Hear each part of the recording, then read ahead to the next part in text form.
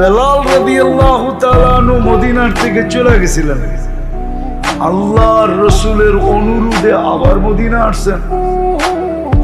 মদিনাবাসী ধরছে আজান দাও, বলছে আল্লাহর রসুলের জায়গা শূন্য দেখবো আর আমি আজান দিব, এটা সম্ভব না।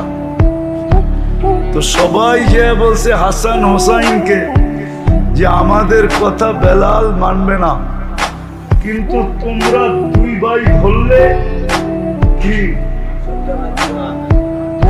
ফালায়ও দিবে না। তো দুই ভাই যে ধরছে চাচা বেলাল একটা আজান দাও, বলছে সবাইকে তো না করে দিলাম, কিন্তু তোমাদেরকে না করার কোনো সুযোগ নাই। তো বেলাল যখন আজান দিতেছিল তো পুরো মদিনায় কান্নার রোল চলতেছিল। আল্লাহ রসুলের জামানায় যখন আজান দিত আল্লাহ রসুল উপস্থিত থাকতেন, আর বেলালের আজানে মদিনা মুখরিত হইতো।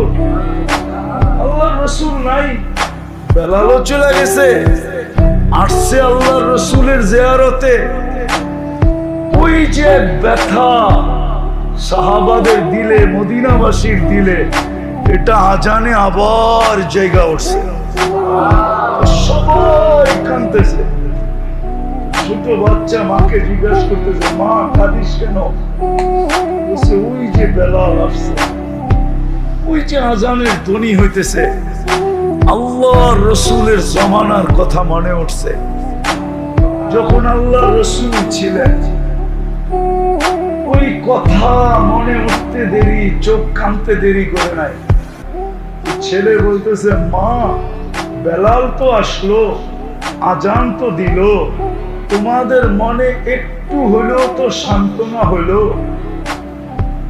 কিন্তু আমাকে বলো আমাদের নবীজি কবে আসবে? আমরা নবীজিকে কবে দেখা চোখ শীতল করব? বাচ্চা পর্যন্ত তার মনোভাব চেঞ্জ হয়ে গেছে, পুরা যুবক নারী পুরুষ সবার মনোভাব চেঞ্জ হওয়ার কারণে। সমাজের ভিতরে যদি দুই শ্রেণী দিনদার হয়, এক যুবক এক মা বোনরা, তাহলে বাচ্চাও দিনদার হইতে বাধ্য, পুরুষরাও দিনদার হইতে বাধ্য। যেটা আমি আপনাদেরকে বুঝাইতেছিলাম,